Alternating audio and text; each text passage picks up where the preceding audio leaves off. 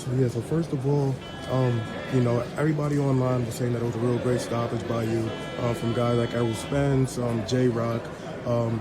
In your opinion, well, not just in your opinion, but how have things been between you and Lubin so far since then? Oh, everything is great. I mean, he's 26 years old. He's recovering, and he's still got a huge career left, and he'll bounce back. I actually got a chance to talk to Lubin about 2 weeks ago, and he said that, the whole experience, well, he said that, first of all, you didn't give him a warning, and he wished that you did give him a warning. But other than that, he did say that, that whole experience is probably going to bring you guys closer together. What's your whole thoughts on what he said? Well, I mean, I don't focus on that.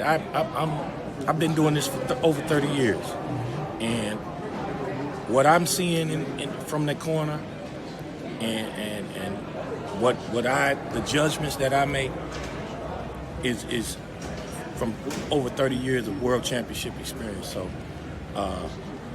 I don't get caught up in what people are saying back and forth and whatnot. My job is to prepare my fighter to be victorious, to put on a winning performance.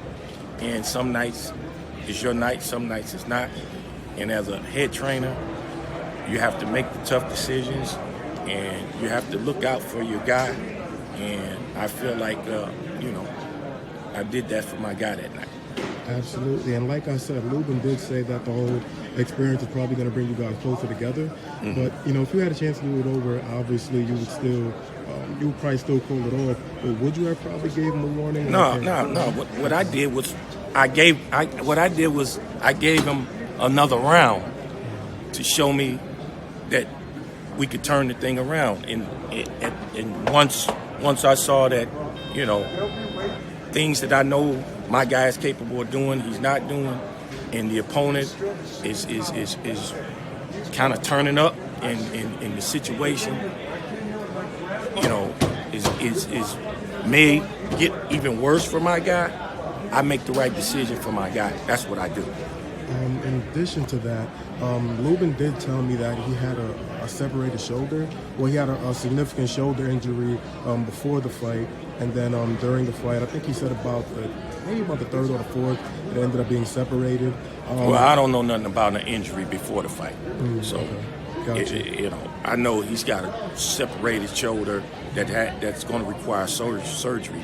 So, and we didn't know anything about that until after the fight, because he didn't say anything about his shoulder in the corner. So, and that's a testament of just how tough and how much of a warrior's mentality he has. He was fighting with a totally dislocated shoulder, and he never mentioned it in the corner. So, and we didn't have any kind of injuries during camp. So that's one thing that I got a chance to watch the entire fight. A hell of a fight, man. In the first, Lubin was boxing beautifully, man. Well, that was the strategy. And what you saw in the first round, that was the strategy and the game plan that we put together throughout the 9-week camp. Well, that's what exactly what I wanted to ask you. Since you were boxing so beautifully in the first round, when I got a chance to ask Lubin, I kind of asked him, why didn't you continue to box a little bit more? And he was just like, Fundora's so big, it's easier said than done. Within one step, Fundora was already in his face. So, would you agree with what Lubin said, or do you believe he probably could have boxed a little bit more? Well, I think in any fight, in any championship caliber fight, you have to be disciplined in your game plan and your strategy. And your opponent, when you make adjustments, it should be your opponent forces you to make an adjustment. So,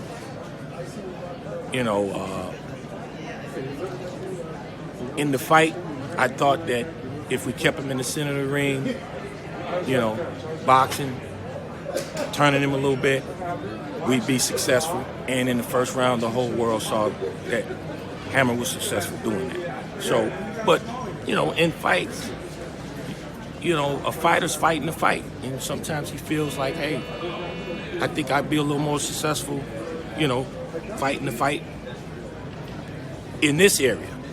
you know, and so the game plan changes, you know, without it being an adjustment made from the corner. So that happens. So, you know, and obviously it happened in that fight. Was you surprised by Fundora's chin in the 7th round? It really seemed like I've always been surprised by Fundora's chin. Every fight I've watched, he keeps taking punches, and he has no problem when he gets hit. He takes punches like he's got a solid chin, I guess. But what I was surprised by was the endurance and the recovery. You know, because when Hammer dropped him and hurt him, he got off the stool like he was never hurt. And he took it to a whole nother level, took it to a whole nother gear in that 8th round. So I was surprised by that.